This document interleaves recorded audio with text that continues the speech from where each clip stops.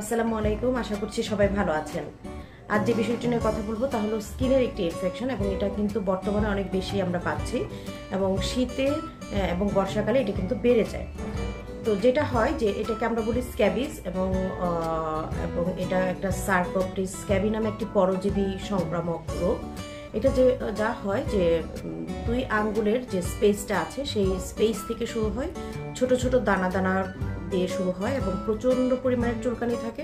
এবং দেখা যায় সন্ধ্যার পরে বা রাতে যত রাত গভীর হতে থাকে তখন কিন্তু চুলকানিটা অনেক বেশি বেড়ে যায়, এবং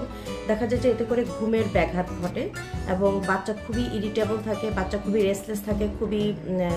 কান্নাকাটি করে, অস্থিরতা করে। তো হাতের এই দুই আঙ্গুলের স্পেস থেকে শুরু হয়, তারপরে বাচ্চাদের কিন্তু পায়ে হতে পারে, ডায়াপার যে এরিয়াটা আছে সেই ডায়াপারের এরিয়াটাতে হতে পারে, অর্থাৎ পেশাবের জায়গাটায়, এবং দুই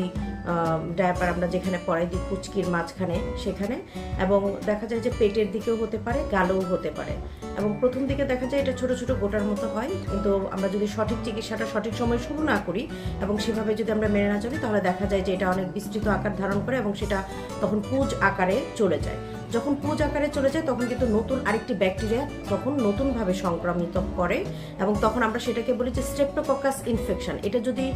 ইনফেক্টেড হয়ে যায়, মানে প্রথমত এটা ইনফেক্টেড হয় না, মানে রোগ জীবাণুটা দিয়ে আক্রান্ত হয় ঠিক আছে, কিন্তু এটা পুরো ইনফেকশন হয়ে যায় না। যখন এটা ছোট ছোট দানা থেকে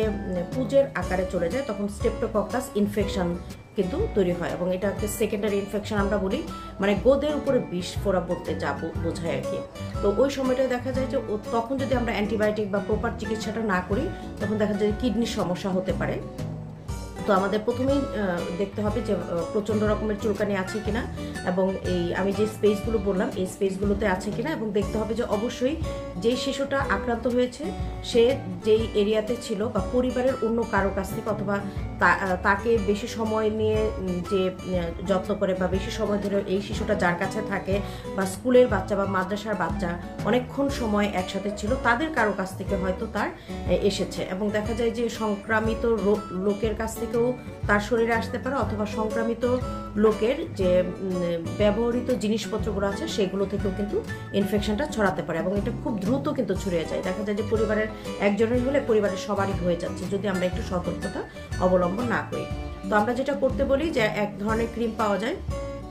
পারমেথ্রিন নামে, সেই ক্রিমটা একদম গলার থুতনি থেকে শুরু করে পায়ের তলা পর্যন্ত ব্যবহার করতে হবে, এবং ব্যবহার করার 12 ঘন্টার মধ্যে যেন গোসল বা এটা মুছে না ফেলা হয়। হ্যাঁ, ওভারনাইট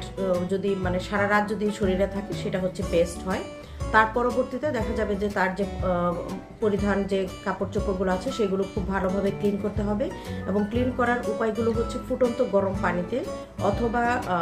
কড়া রোদ্রে শুকাতে হবে, অথবা একদম খুব হিট দিয়ে গরম ইস্ত্রি দিয়ে ইস্ত্রি করতে হবে, তা না হলে কিন্তু আয়রন করতে হবে, তা না হলে কিন্তু এই জীবাণুটা মরে না। এবং দেখা যায় যে বাড়ির অন্য সবারই এই চিকিৎসাটা নিতে হয়, এই ক্রিমটা ইউজ করতে হয়, এটার কোনো সাইড এফেক্ট নাই, যেহেতু মুখে কোনো ওষুধ খেতে হয় না, বা ওষুধ খাওয়ার কোনো ঝামেলা নাই, বা সারাদিনে 2বার 3বার 4বার করে খেতে হয় না। সো ক্রিমটা গলা থেকে পায়ের তলা পর্যন্ত যে নিয়মে বললাম সেই নিয়মে ব্যবহার করতে হবে, এবং 12 ঘন্টা অবশ্যই রাখতে হবে, এবং যে ব্যবহৃত জিনিসপত্রগুলো আছে, যে খেলনা বা যে কাপড় চোপড় বিছানার চাদর বা যাই ব্যবহার করে না কেন শিশু, সেটা এই নিয়মে যদি পরিষ্কার করে তাহলে কিন্তু খুব সহজেই আমরা এই রোগ থেকে পরিত্রাণ পেতে পারি। আর যদি দেখা যায় যে এটা ইনফেকশন হয়ে গিয়েছে, হয়তো আমাদের অবহেলার কারণে বা আমরা বুঝতে পারি নাই সেজন্য ইনফেকশনটা ছড়িয়ে গিয়েছে, সেক্ষেত্রে কিন্তু অ্যান্টিবায়োটিকের প্রয়োজন হয়, এবং ডক্টরের কাছে গিয়ে আবার একটু দেখিয়ে যে পুরো অ্যান্টিবায়োটিকটাই এর জন্য প্রয়োজন সেটা যদি গ্রহণ করে তাহলে আমার মনে হয় যে খুব বড় রকমের বিপদ থেকে আমরা বাঁচতে পারবো। কারণ এই ইনফেকশনটা পরবর্তীতে কিডনিতে ইনফেকশন করে, অথবা আমাদের জয়েন্ট যে ইনফেকশনগুলো আছে সেগুলোতে করে, এবং আপনারা দেখবেন যে বেশিরভাগ ক্ষেত্রেই বাচ্চাদের দুই হাতের পায়ের দুই আঙ্গুলের মাঝখানের যে স্পেসগুলো এগুলোতে হচ্ছে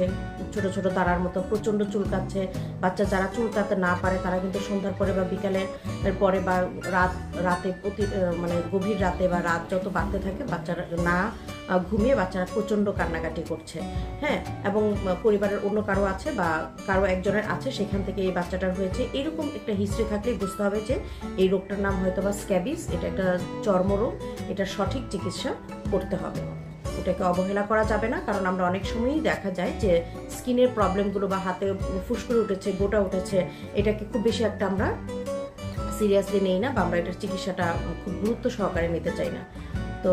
ধন্যবাদ সবাইকে।